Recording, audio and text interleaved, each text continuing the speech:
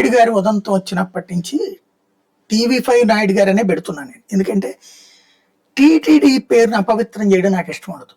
తిరుమల వెంకన్నకి దీనికి ఏంటి సంబంధం ఉంటుంది? ఆయన చైర్మన్ అయినంత మాత్రానికి ఏం సంబంధం కాదు కదా.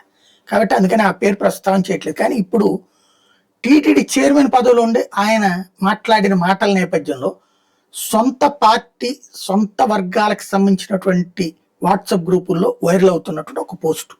ఇది నాకు సంబంధం లేదు. ఆ గ్రూపుల్లో షేర్ అవుతున్న ఒక పోస్ట్ నాకు పంచుకున్నారు, అది చదివి వినిపిస్తున్నా.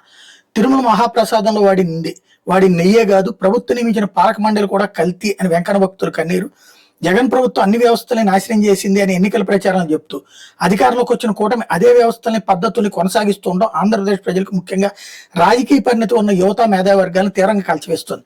బిఆర్ నాయుడు డీప్ ఫేక్ కాస్త ప్రెస్ మీట్ లో ఫ్రెండ్షిప్ అనేసరికి ఇరకాటంలో టీడీపీ. అదే బోర్డు మెంబర్ జంగా కృష్ణమూర్తి మీద ఆంధ్రజ్యోతి ఆరోపణలు చేస్తే నైతికంగా నా వలన సీఎం గారికి చెడ్డ పేరు రాకూడదని రాజీనామా.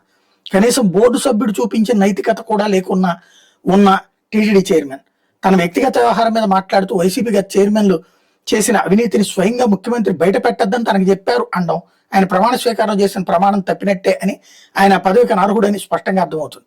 గతంలో తిరుమల తొక్కిసలాట ఘటన సందర్భంగా ముఖ్యమంత్రి పవన్ కళ్యాణ్ గారు చైర్మన్ కూడా బాధ్యత వహించాలంటే ఆయన చెప్తే నేను రాజీనామా చేయాలని అడిగిన వ్యక్తి ఆ ఘటనకి ఒక ఎస్పీ స్థాయి అధికారిని, డిఎస్పీ ఒక మహిళా ఐఏఎస్ని బలి చేసి తప్పించుకున్నారు. సింహాచలం ఘటనలో కమిటీ స్పష్టంగా రిపోర్ట్ రాసిన ఇన్ఛార్జి కమిషనర్ రామచంద్ర మోహన్ కాపాడారు. స్వయంగా గౌరవ హైకోర్టు గుంటూరు ఎండోమెంట్ భూమి అవకతవకల సందర్భంగా అప్పటి ఎండోమెంట్ కమిషనర్ అండ్ సెక్రటరీని భవిష్యత్తులో ఆయన డిపార్ట్మెంట్ లో పోస్టింగ్ ఇవ్వకూడదని ఆయన అనర్హుడని చెప్పినా కూడా ఆయనకి రిటైర్మెంట్ తర్వాత ఎండోమెంట్ సెక్రటరీగా ఇవ్వడం ఐఏఎస్ వర్గాలను విస్మయపరిచే పరిస్థితి. జగన్ అంటే మొదటిసారి ముఖ్యమంత్రి తప్పులు చేశాడు అంటే అనుభవం లేకని ప్రజలు నమ్మి, మీ అనుభవం కొత్త తరం రాజకీయానికి పవన్ వారదని నమ్మి కూటమికి అధికారం ఇస్తే మీరు చేస్తున్న తప్పులు జగన్ ని మించి ఉన్నాయని మేధావర్గం ఆశ్చర్యం వ్యక్తం చేస్తున్న పరిస్థితి.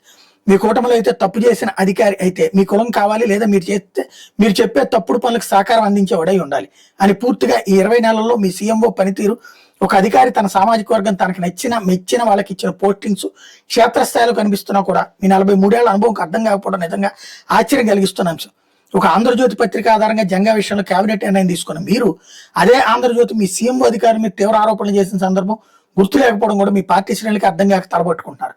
ఆ అధికారి అండతోనే రాష్ట్రంలో 13 ఉమ్మడి జిల్లాల్లో విజిలెన్స్ ఎస్పీలుగా రిటైర్ అయ్యాక, మీ కీలక మంత్రి సోదరులకి రిటైర్మెంట్ ముందు ప్రమోషన్ అయ్యాక 5 జిల్లాల ఇన్ఛార్జి ప్రకాష్ నెల్లూరు ఏలూరు జిల్లా ఎస్పీగా మీ డీజీపీ నియమించడం, మిగతా సర్వీస్లో ఉన్న అధికారుల పరిస్థితి ఏంటో ఎంత అనుభవం ఉన్న ముఖ్యమంత్రికి తెలియకపోవడం మిమ్మల్ని అభిమానించే ఉన్నతాధికారులకి ఆశ్చర్యం, భవిష్యత్ ఆందోళన తప్ప ఏం లేదు.